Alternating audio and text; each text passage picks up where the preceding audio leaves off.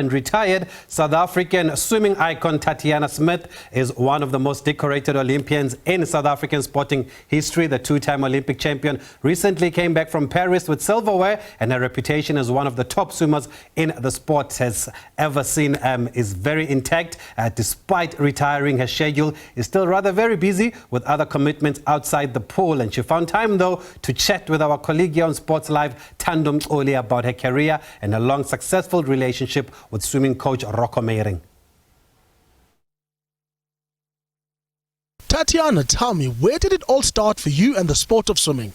I think obviously in primary school I was still doing all the sports. That's when Rocco also spotted me, and there were conversations for me to move because with my parents' schedules they really couldn't get me to the training I needed to be for swimming.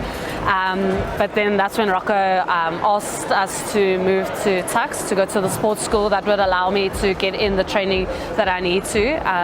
So that's kind of when I started, and I think as a youngster when you start doing well in something you love it. So if you start doing well in maths you're like, oh, I love maths. So it was really by then where I started realizing from 3 times a week to about 10 to 11 sessions a week, my times really started dropping and I could see what they were seeing. And then I kind of started believing in it, and then we had 2012 when I joined the school. That was 2012. We had the Olympics, and that was where Chad beat Michael, and it made you believe even more that we can, as South Africans, we can also beat the best. And yeah, I think then it's just kind of like, why can't I? And I also had the dream of going to Olympics as a youngster, but I think it felt a bit more real and it felt a bit more like it was attainable. But also I didn't put my hopes on it. If I never reached it, it was okay. I think it was just motivating to know and to try even. And yeah, here I am. Never in a million years would have thought I would be in the position I am. So yeah, I'm really grateful.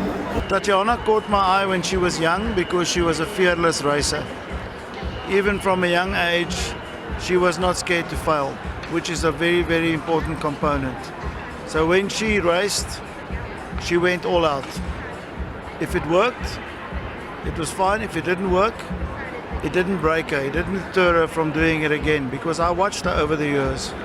And you need that fearlessness, and you also need that spirit that I've got nothing to lose. If I don't perform in this race, it's fine.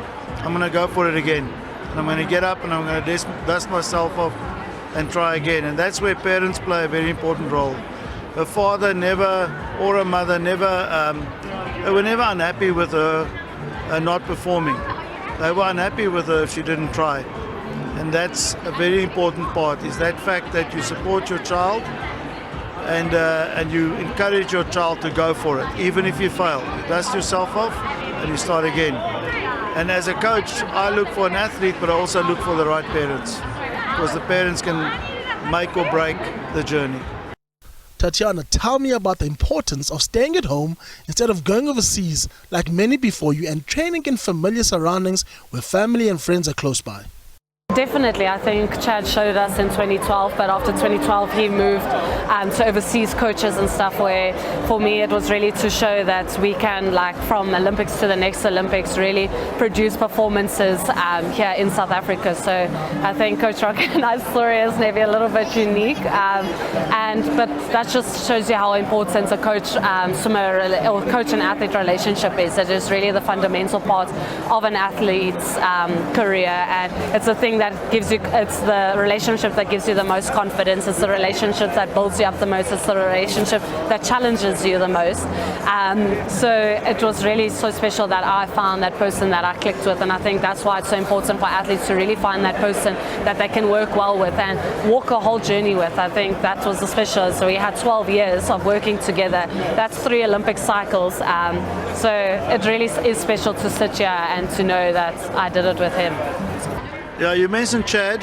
The first one that actually succeeded being homegrown was Terence Parkin, the silver medal in Sydney, and then Chad followed. And they came from a fantastic coach called Graham Hill, who decided he's going to go for it. He's going to see what he can do with South African athletes. I was lucky to know Graham Hill, and I was lucky to watch him succeed, which inspired me. And I think it's very important to have, not to be dependent on international coaches or international programs to produce our champions. If they do, it's fantastic, but we can't be dependent on them. We have to get our hands dirty and try ourselves. So hopefully there will be more coaches in South Africa that will decide to extend their coaching into the senior swimming, because we have very good coaches in this country and they develop fantastic juniors.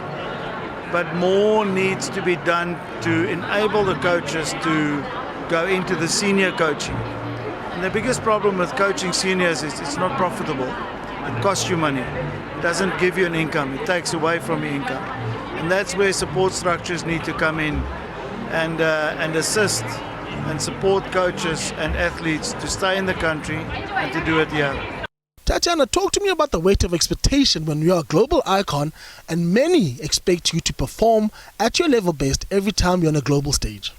It was. I think a lot more was gained after Tokyo. The expectation became a lot more because now people kind of know you. I think before Tokyo I was kind of like unknown. So it really did add a lot of like rocks in my bags. And I think especially in the individual sports and swimming, financially there was a lot of burdens.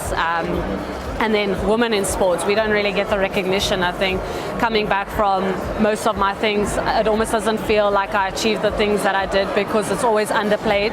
I think women in sport, like our achievements and what we reach, is always downplayed of what it really is. Even like saying like most decorated Olympics sounds like insane. That doesn't even sound real, but it also doesn't feel like it, I think, at the moment because women in sport don't get that support. So it's really hard to like try and give someone the hope, especially young girls coming in and young athletes, to give them that hope and to let them go through that process of carrying all those rocks in their bags. So I think for me, I was blessed to bless others, and if that means to help lighten that burden, I would be eternally grateful if I could help someone else not have to carry those expectations, not have to carry those weights, and really just enjoy and have fun in what they're doing, because like you say, it takes so much time and commitment already just in the sports alone. To add these things just makes it even harder. So to lighten that for them so that they can 100% focus on what they love is a blessing already. Talk to me about the decision to be managed by your husband's company and the role of husband and business partner, which has to be divorced at certain times. Definitely, I think Joel was a bit skeptical in the beginning. He was like, no, he doesn't think this is going to work, conflict of interest. So I'm actually not with Joel, I am with his partner, Craig. He is my agent.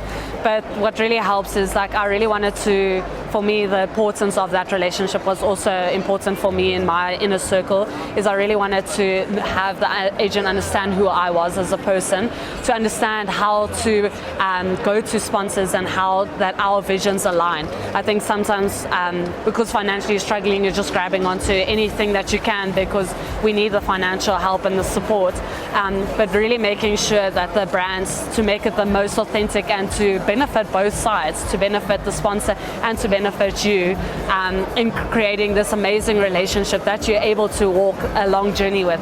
Especially now, for example, here sitting at Under Armour, being able to have a 4 or 5 year journey with him, and it wasn't because I achieved gold, that only came later, but having that backing was really the agents where they had to align the sponsor and your visions as an athlete as well. Lastly, let's talk about the relationship between you as the athlete and Coach Rocco, who doubles up as your second dad. We call him my second dad, and just to give you an example, it's like even when Joel asked me to marry, the first thing I asked and the first thing my parents asked is, what did Coach Rocco say? So he is really like the fundamental. We call him my second dad. I've seen him more than I've seen my own dad in the past 12 years. So it is really just more than a coach and athlete relationship. It's a personal relationship, and it's a journey we've walked together and believing together in this dream and committing together in this dream. And now it's just amazing that we get to celebrate it together too. I think people underestimate how long it takes to get an Olympic performance. In swimming, it generally takes 8 years. So 12 years is not uncommon to work with an athlete. because it takes 8 years from the moment that you've identified the talent to hopefully get them into an Olympic performance. With Tatjana, I was one of many that were in the inner circle. So it started with a very good relationship between parents, coach and athlete. And in the beginning, your relationship with the parents are actually more important than with the athlete, because the athlete is still a child.